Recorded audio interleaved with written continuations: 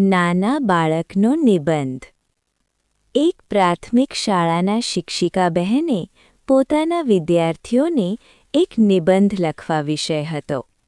ભગવાન તમારા પર કઈ કૃપા કરે તો તમને ગમે? બધા વિદ્યાર્થીઓએ મન દઈને પોતાના વિચારો કાગળ પર ઉતાર્યા. શિક્ષિકા બહેન એ નિબંધા કાગળ લઈને ઘરે આવ્યા. દિવસના અંતે એ નિબંધ તપાસવા બેઠા. એમાંથી એક બાળકનો નિબંધ વાંચીને એ ધ્રુસકે રડી પડ્યા.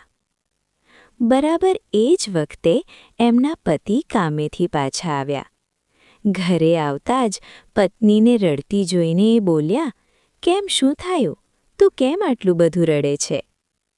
આ બાળકનો નિબંધ વાંચો." શિક્ષિકા બહેને રડતા રડતા જ પોતાના પતિને કાગળ હાથમાં આપતા કહ્યું. એમના પતિએ નિબંધ લખેલા કાગળ હાથમાં લીધો. એક નાનકડા બાળકે એમાં લખ્યું હતું કે, "હે ભગવાન, હું તમને મારા ઉપર એક ખાસ કૃપા કરવાની પ્રાર્થના કરું છું. તમે મને ટેલિવિઝન બનાવી દો. મારી ટીવી બનીને મારા ઘરમાં ટીવીની માફક જીવવું છે, જેથી કરીને આખું જ ઘર મારી આસપાસ રહે. હું જ બધાના રસનું અને આકર્ષણ કેન્દ્ર બની રહું. મને સાંભળતી વખતે કોઈ વચ્ચે ન બોલે કે કોઈ કંઈ સવાલ ન કરે. બધા મારી ખૂબ જ કાળજી રાખે. મારા માતા પિતા તેમજ ભાઈ બહેનોને પણ મારી કંપની ગમે. મારું કુટુંબ મારી સાથે રહેવા માટે એના હજારો કામ પડતા મૂકી દે. એ લોકો મારી સાથે સમય ગાળવા આતુર હોય. અને હે ભગવાન, હું પણ એ બધાને સુખી કરી શકું અને ખુશ પણ કરી શકું.